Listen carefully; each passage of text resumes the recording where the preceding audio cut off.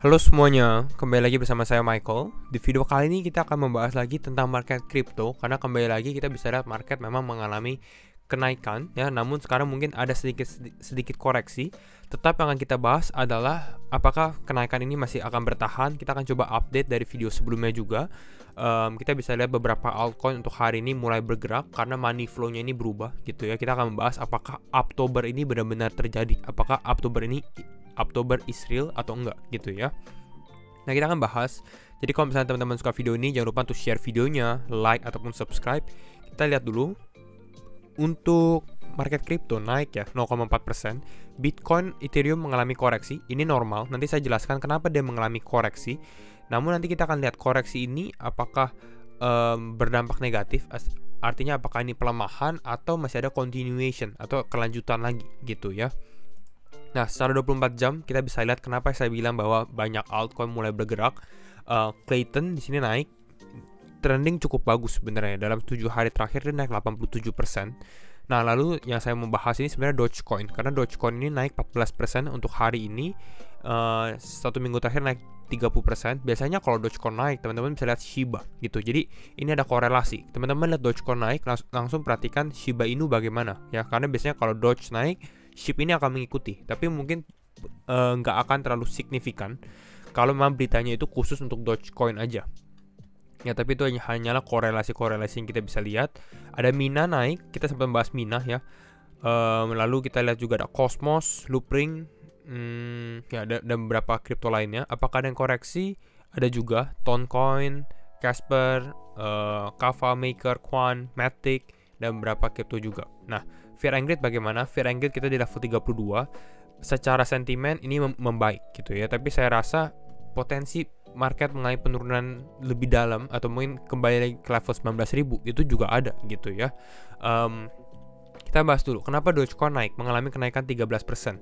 Ini cuma dikarenakan satu hal ya. Elon Musk sudah mulai lebih serius lagi ke dalam Twitter gitu ya.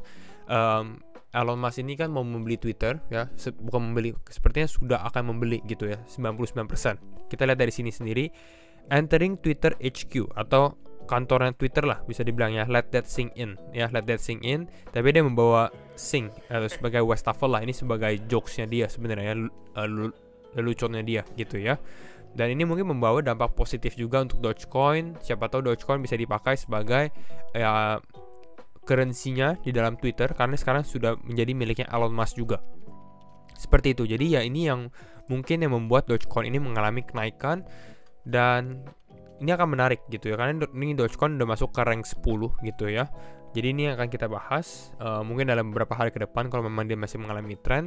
Namun kita lihat beberapa berita lainnya. Willy Woo, di sini Willy Woo bilang ya, here's time taken to grow Bitcoin user by a factor of 10. Jadi ini perubahan Bitcoin user dari 1 ya. Di factor of 10 berarti dikali 10. Jadi 10 itu di tahun 2009 ini membutuhkan waktu 8 hari. Dari 10 ke 100 yaitu membutuhkan waktu 8 hari ya. Kapan ini 2009 gitu ya. Dari 100 ke 1000, 1000 ke 10.000, 10.000 ke 100.000 gitu ya. Namun yang kita membahas adalah sebenarnya fokusnya gitu, dimana ini kalau kita lihat sekarang ini kita sudah masuk ke dalam suasana yang ke-9 gitu ya, dari 100 juta ke berapa, ke 1 miliar gitu ya. Ini dimana mungkin di 2025 dan time taken mungkin sekitar 4,5 tahun lagi seperti itu. Lalu dia bilang the 10 iteration will be last 100% global adoption. Kalau memang hal ini benar-benar terjadi, saya rasa ya semua orang berarti sudah mengenal Bitcoin, menggunakan Bitcoin, kira-kira seperti itu. Ya, efeknya itu sebenarnya exponential gitu. Kita bisa dari 100.000 ke 1 juta, dari 1 juta ke 10 juta, dari 10 juta ke 100 juta, seperti itu ya. Dan makin lama makin cepat kalau global adopsinya makin ada. Nah, ditambah sekarang kita nanya bagaimana nih cara adopsinya ada. Biasanya orang-orang mulai melihat kripto di saat ya bull market gitu ya. Nah, lalu di sini ada tweet dari Miles Dutcher, potential catalyst atau katalis positif untuk di next bull run gitu ya. Biasanya sebenarnya bull run itu terjadi pada saat adanya Bitcoin halving gitu ya. Bitcoin halving kapan? Bitcoin halving itu di 2023 sampai 2024 gitu ya, di area dua area itu. Jadi ini yang kita bisa lihat ya.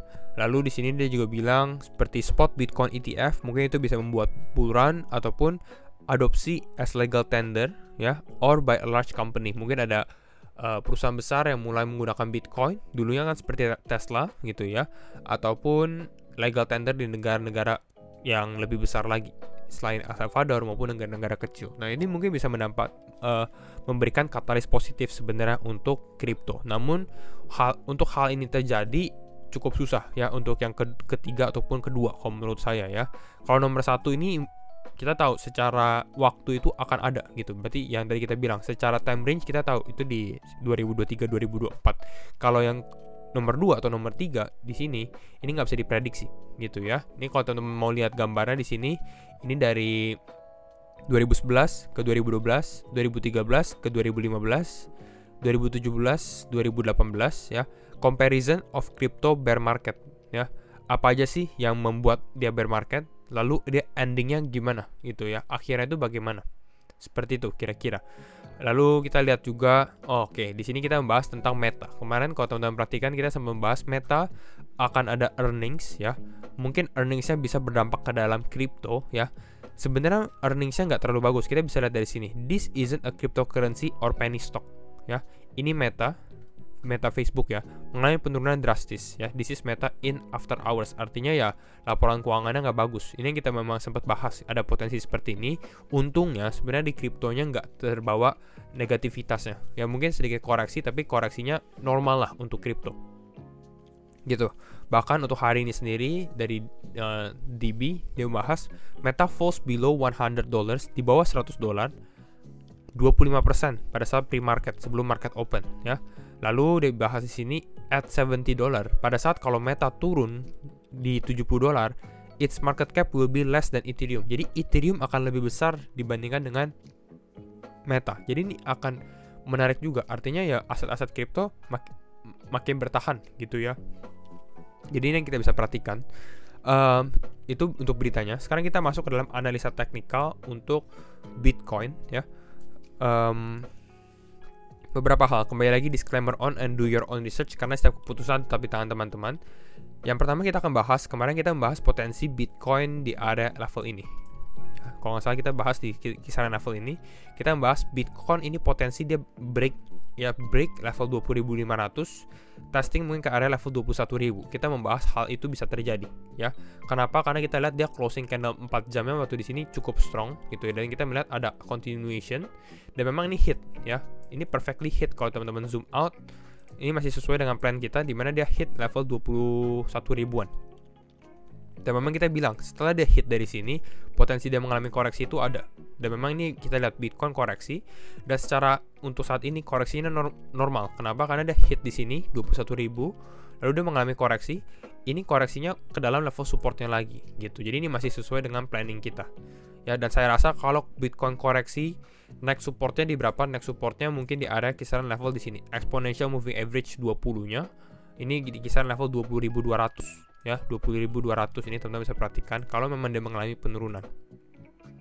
Nah, selain kalau misalnya dia turun melebihi 20.200 ya, saya rasa ini kita mulai downtrend kembali gitu ya, mulai ke bawah.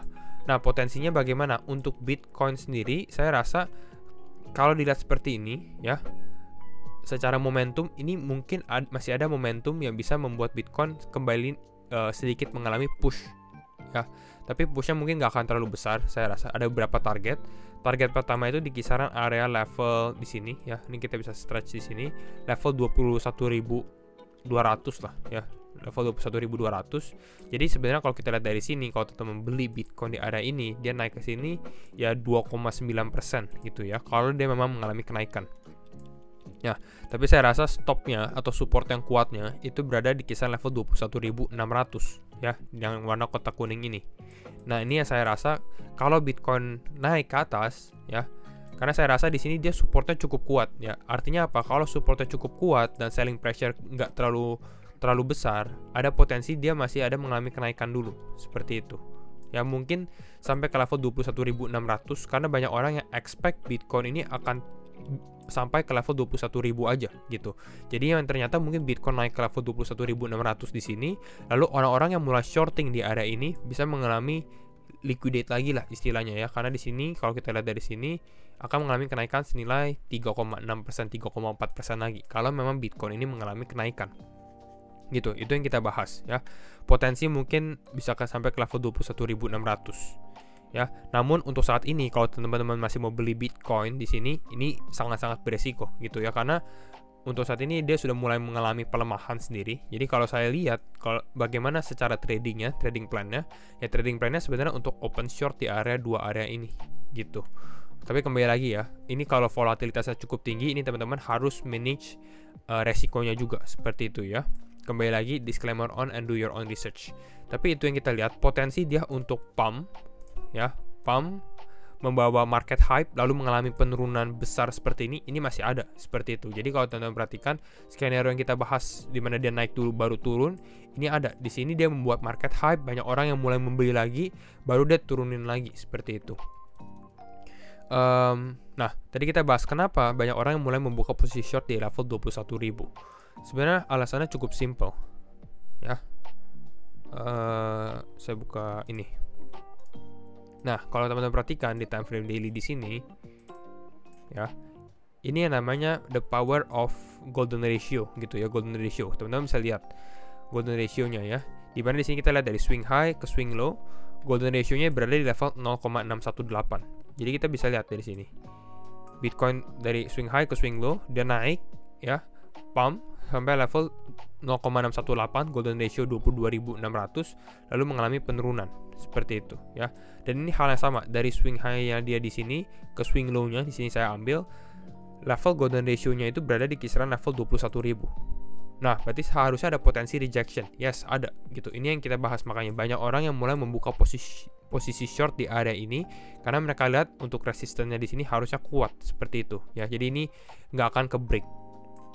Nah, namun alangkah menariknya karena biasanya market itu melakukan sesuatu yang nggak di-expect gitu ya. Jadi menariknya adalah gimana kalau misalnya Bitcoin mengalami kenaikan di sini, naik mungkin sampai ke level 21.500 atau 21.600, baru mengalami drop dari sini seperti itu. Jadi ini hanya weak candle mungkin sejenak ya, membawa market hype lalu mengalami penurunan.